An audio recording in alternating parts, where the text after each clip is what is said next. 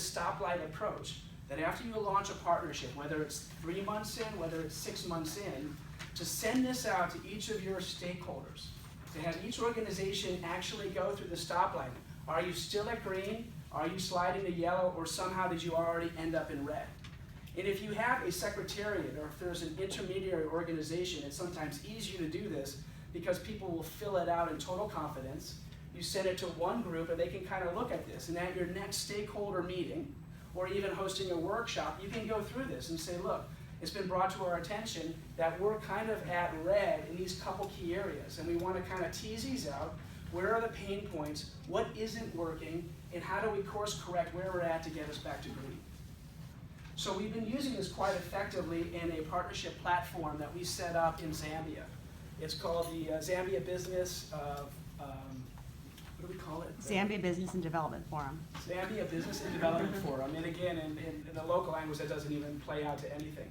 But we focus on 3 value chains there. We're in extractives, we're in agriculture, and we're in workforce development. And each of the brokers that we've trained have a whole portfolio of 4 to 10 partnerships that they're assisting and launching. And one of their tools that they're using is this. We tailor this to the particular partnerships. You can take off a couple of the points. But they're sending this out and really being able to gauge where do all the stakeholders feel that they're at.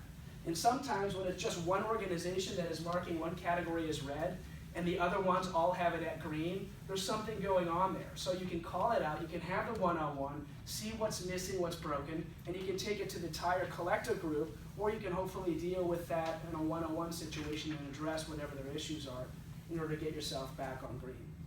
But again, it gets adapted as far as the frequency. You know, you still want to do this if it's every year or so, and it's also a way at the end as you decide really where else do we go.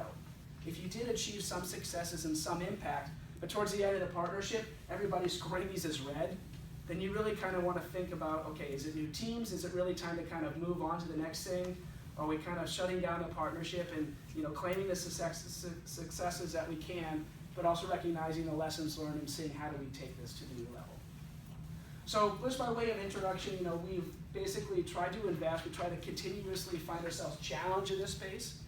We know inherently what it has to be, but again, when you have so many different perspectives and timelines, it's hard to bring these together. So this is just a way to think through that and to check on how do we really focus on this softer side of partnerships throughout the life of a partnership.